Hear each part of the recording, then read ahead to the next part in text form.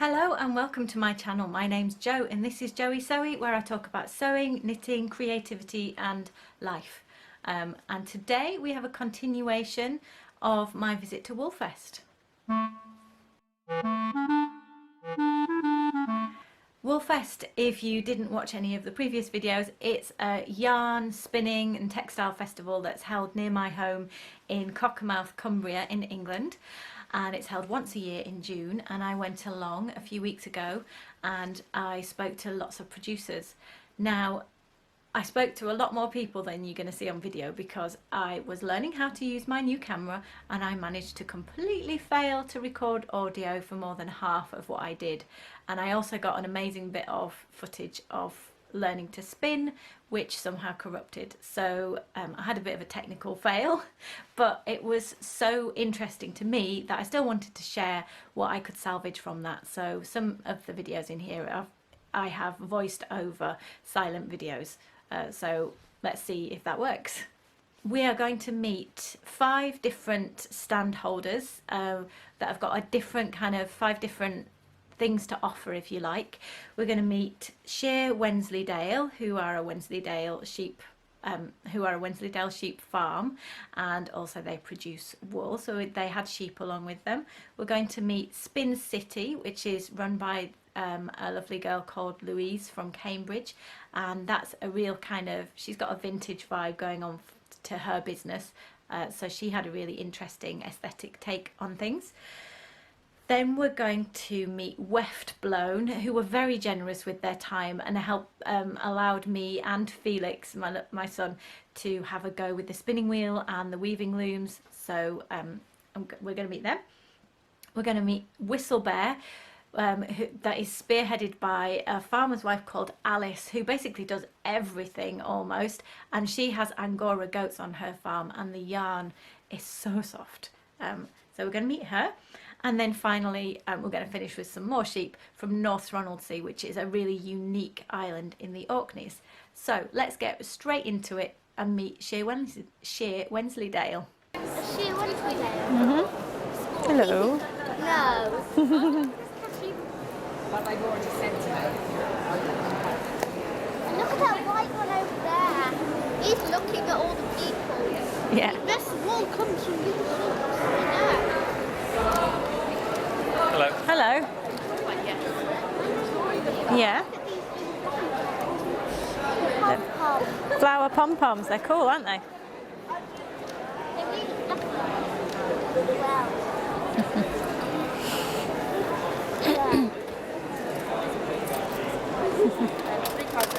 And all of this comes from... Have a feel. Have a feel. You're allowed to touch it this sort Am of I alright shape. to film you? Of course. Thank you. you. Yes, of course.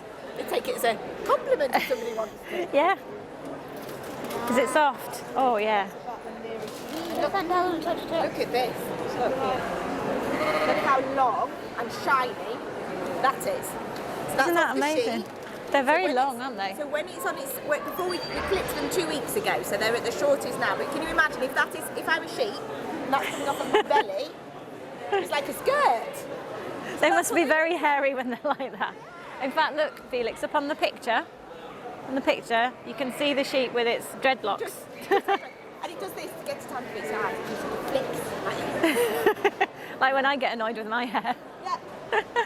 And I always dreamed of having curly hair, so I think that's probably why we've got a curly-haired sheep. That's funny. Yeah. So, how many sheep do you have? So we have 65 Wensleydales at the Right, moment. cool. Yeah. So it starts off like this when it's on the sheep, and this one here, this is from the black sheep. So can you see how it changes colour at the end? Well, that's because of the sun. The sun makes it change colour. Really? It bleaches in the I sun? bet your two's hair goes a bit lighter, does it, in the summer? Yeah, your hair goes really golden, doesn't it, Felix? So after you've taken it from the natural fleece, you might wash it and comb it, and it'll end up like this. Feel that now? Yeah. Is that soft? Yeah. Oh goodness, that's like a cloud. That's so soft. And then if you're clever, you can spin it just like that. This isn't as soft. No, this isn't as soft. Well, this is after it's been spun. It's not horribly hard. No, it's not way. scratchy. But this is softer. And That's then, amazing. And then you just decide to dieting, you just choose your colours. Any colour. Any colour, you just choose your favourite colours and you put them all in together. So this one here, this one's my favourite. Do you know what it reminds me of? Love Heart Sweets. Yeah. You know, when you get those sweets with all the different messages on. Yeah. Love Heart Sweets. That's what it reminds me of, and that's my favourite colour. I like that. Oh, I quite like these colours here. That's a good colour. I like that colour. I like this one. Oh yeah, that's a good choice too. I like that one. That's really nice. I can just smell the sheep. Yeah. The best bits of their fleece though, we just leave just like this, and what- we just choose the colours to do. And then you can use them in pictures and all sorts. So if you were doing a picture of Father Christmas, wouldn't that make a great beard? That would make the best beard, wouldn't it? Yeah. Or if you were making a unicorn, You like that one wouldn't best. that make an amazing tail? It would. On a unicorn. And there's people in other parts of the show that we've not seen yet that make pictures like that. Yeah. Yeah. We'll see them. Thank you. It's fantastic. Next we moved on to Spin City, which is a business of the lovely Louise here. It's obviously one of the bits of filming that I lost the audio of. But she has a business which is based in Cambridge, but she visits lots of shows. She's got a background in fashion design and has been featured in lots of magazines. On her blog, she describes herself as a spinner, knitter, yarn hoarder, fibre addict and general life enthusiast, and she was so joyful. She was really great to talk to, and you can see she's got such a smiley face. And there she was weaving on her stand, and we had a really interesting conversation, and she was weaving with all sorts of unusual items, or not just weaving yarn basically. So you can see underneath her hands she was weaving with raw wool tops, so that's unspun wool, the kind of wool that's like a cloud. And she was talking to me about the way that she likes to incorporate other textiles into her weaving and make panels in that way, and she often then takes the panels and makes them into other things such as bags.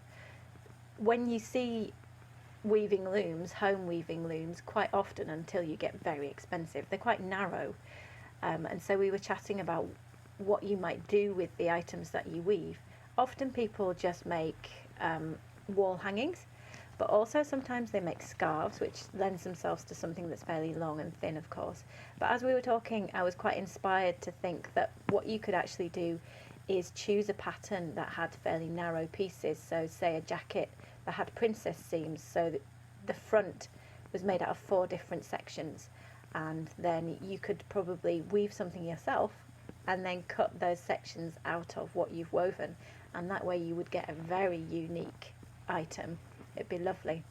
Louise also has a spinning side to her business, so you can see in the background one of her assistants was spinning on a wheel, and that's part of what she teaches. And so she also sells all the colourful roving, I think it's called, the unspun yarn. And she also has a YouTube video that shows people how to use a drop spindle, which is the most basic way of spinning. I have a drop spindle. I attempted to do it. I got it from Woolfest a couple of years ago, and I've had a go, but yeah, it not very well. It's one of those things that I bought because the person demonstrating it made it look so natural, and I had a go, and with someone's help I was doing okay, and I got home and I had another go, and it's like, I have no idea how to do this, but I'd love to go back and have another go one day. I feel like there's definitely a workshop in my future somewhere.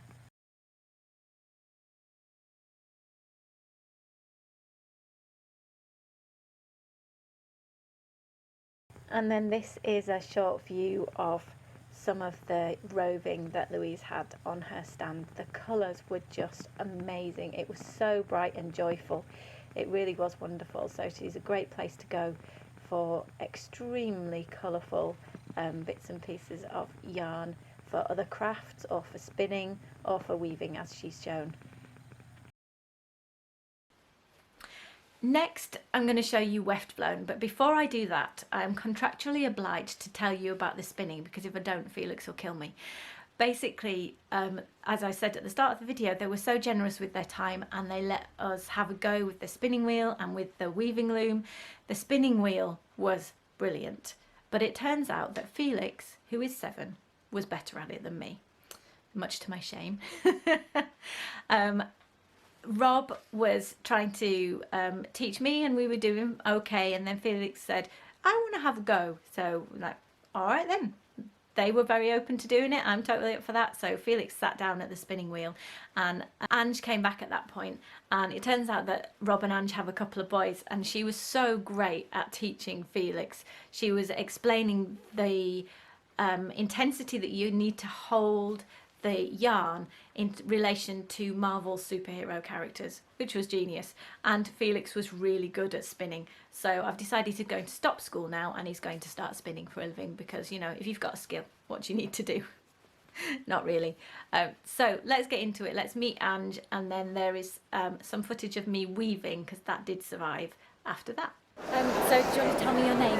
I'm Ange Sewell, and I am the weaver and also owner of Left Blown, and I work with it with my husband Rob as well. So we sell weaving looms and spinning wheels, and also do weavy stuff too. So do you do workshops and things for people? Yeah, so we do beginners workshops in spinning and lots of different types of weaving, and we also do sort of a bit more advanced workshops. There'll be more of those coming on next year as well for the next level up. And where are you based when you're not travelling around at shows? We're based in West Kilbride in the Ayrshire coast, just south of Glasgow. Right. So it's a nice good place to come up for a weekend and get going there. Yeah, that's accessible from here, isn't Yes, it is, yeah. So we've seen the spinning wheel extensively already. You said you do looms as well. Yes. So we've got a variety of looms. So we've got the rigid heddle looms, which are really good for getting started out on. They're really nice and simple and easy to use and get set up and do classes in those. And then the table loom's kind of the next step up, where you can do more cooler patterns. Okay. And then if you really want to go for it, we've got big floor looms at the end there as well. So what is it about a loom that means you can do, other than obviously they get wider, Yeah. what means you can do more complicated things on it? Well, you can just do more complex patterns. So in the rigid heddle looms, you can just do plain weave, which is fine. You can do lots of it. You can do lots of colours. You can do a bit of texture. But you've got You the kind of warp got and the weft. Yeah. So you warp and weft. Whereas on these ones, how you thread up the heddles and how you thread up and how you lift the shafts can then give you quite complex patterning, and so you can get sort of more things like that up there, which is what I've woven as well. Oh, so yeah, that's in picture. yeah. Good. Fantastic. So if people want to find you online, they go to Weft Blown. Weftblown.com is where we are, and you can get everything on there. And also, you can email us and phone us at any point. And the shop's open in Scotland as well, Tuesdays, Saturdays most of the time. But if you're coming, do get in touch first to make sure we're definitely open, especially over the summer. Yeah. Okay, thank you very much. That's okay. So this is me having a go on a fixed heddle loom, sorry, a rigid heddle loom it's called. The heddle is that white section towards the left of the picture that all the warp threads go through, that I'm now pulling down. And so that is rigid, it's fixed, it has no moving parts. Itself, it can move around, as you've just seen me moving it. And I've got I think it's the shuttle, is what I have in my hand to pass the thread through between the warp threads. So the weft goes across, the warp goes up and down, and each time, or each couple of times, you use the heddle to pull it down. So that's a rigid heddle loom, which I was told is kind of the most beginner way of doing things because it's much simpler.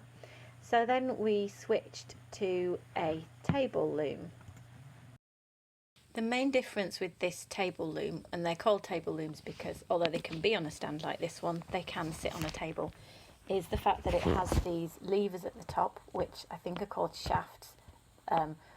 You can get 2 or 4 or 8 or probably more shafts. Obviously it increases in complexity with the increased number of shafts, and that means that you can, depending on how you thread it up, I have no idea how you thread it up because I wasn't shown, but depending on how you thread it up, you can get much more complicated weaving patterns. So those shafts at the top, each time that it's changed, those levers are changed, it lifts and lowers different warp threads. And so when you pass the shuttle through, if I'm calling it the right name, when you pass that through, you are passing it and weaving it above and below different threads. So that's how you get a more complicated weaving pattern.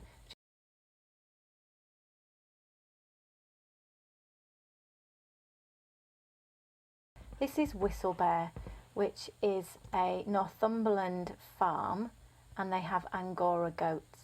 And I met Alice from Whistle Bear, and we had a brilliant conversation, and again I lost the audio, but she was so enthusiastic and she was so inspiring, because she is first and foremost was a farmer's wife, and they had a farm that had pigs and cows, and for various economic reasons they decided that they couldn't continue with that, and so they diversified into Angora goats and Wensleydale sheep.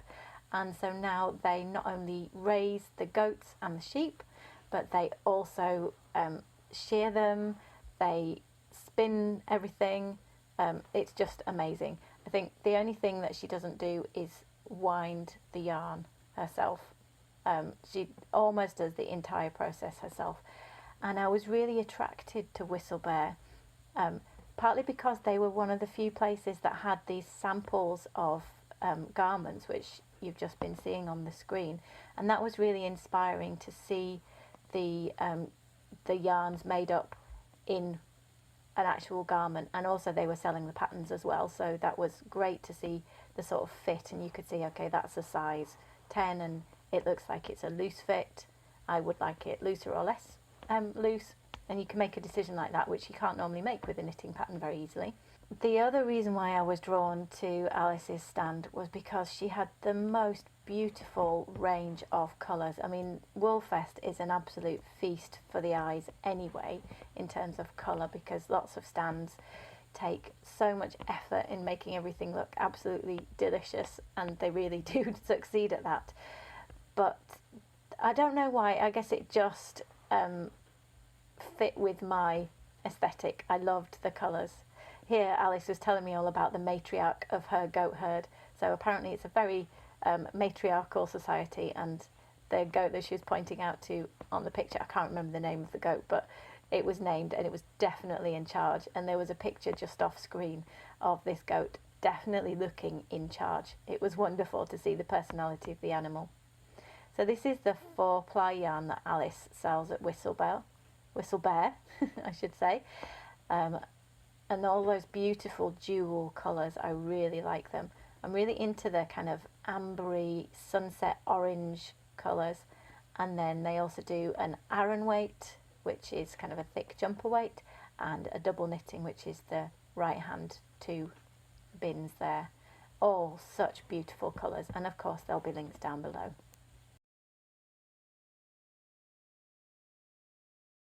And finally for today we have a meeting with North Ronaldsay sheep. North Ronaldsay is an island in the Orkneys, which are some Scottish islands, so they're far north in the UK. And what is really unique about North Ronaldsay sheep is 2, maybe 3 major things. The first is that they are basically a Neolithic breed of sheep. Genetically it's been shown that they have barely changed for literally thousands of years, which is fascinating. The second thing is that in the 18th century, when farming was changing in Scotland, the islands are small and they weren't going to use the grass to graze sheep anymore, but they still wanted to keep sheep, and some sheep had adapted to eating seaweed. So basically in the 1800s they built a wall past where the high tide was so that the sheep would never have to swim, and the sheep always now live on the seashore. They are brought inland when they have lambs so that they can get access to the rich grass, but then they go back onto the shore for at least 10 months of the year in a Scottish island. These sheep are tough. And then the third thing that's really interesting about North Ronaldsay sheep is that they are farmed with a collective shepherding system. Now, I am not an expert in shepherding, but it basically means it's a huge community effort where it's not so much this is my farm, this is my sheep. It's like the whole island owns the sheep and it's collectively looked after them. And so that's a really interesting concept in this modern day and age. And the lady that we met on the stand just had a really interesting story about one of her sheep, so I thought I'd share that with you. Here we are. Are these Ronaldsay sheep? Yes, North Ronaldsay sheep.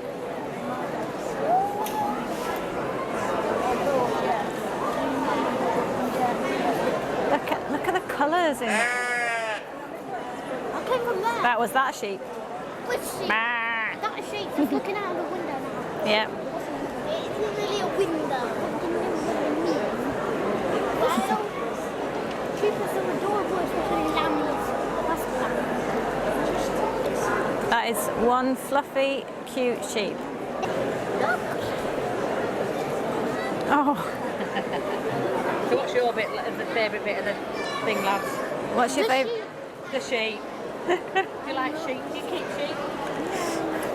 Would you like to keep sheep? Yeah. Would you? Yeah, I like Cool. sheep. Do you keep sheep? We do, yes, all these Yours are the mine. ones next door. Yeah, they're mine. In fact, hang on. One with the big horns that's sat on the floor, probably because it's lazy, it's called Timmy. Timmy, that's your dad's name, is Tim. Well, he got called Timmy because he was Tiny Tim. If I Ah, can find the picture.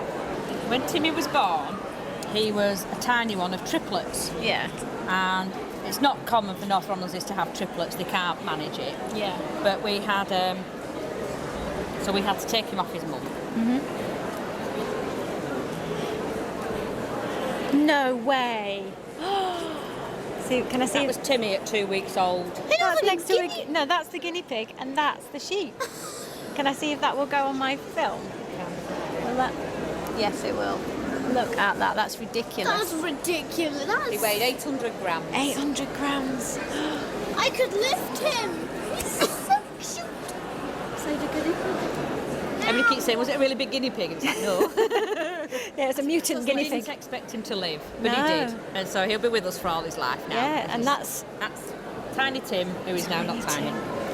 amazing. Now, Tim, the one with the big horns in there, yeah. Let's have a look at him. with the very big horns. That one. Lying down. Yeah, this guy here lying down. And that is not so tiny Tim. No, he's massive. It's huge Tim now. That's him. That is not so tiny Tim. It's not the one walking in front trying to get in all the limelight. The one behind laid down. So that's it, guys, for today, and that's pretty much it from Woolfest. I've got a couple of other things that I want to share with you, but I'm going to wrap them up into other larger videos. So I hope you enjoyed it. Let me know down below whether you like this kind of field trip video. I find it really great to make because I get to go and stick my nose in at lots of people's business, and I get the confidence to ask questions and stuff that I might not otherwise feel confident to ask because I feel like I'm doing it for you. But yeah, let me know what you think. If there's anything I could do more of, less of, you know I'm always open to feedback. I'll be back again very soon with another video. If you'd like to see anything else that I did about Woolfest, there's a playlist up here.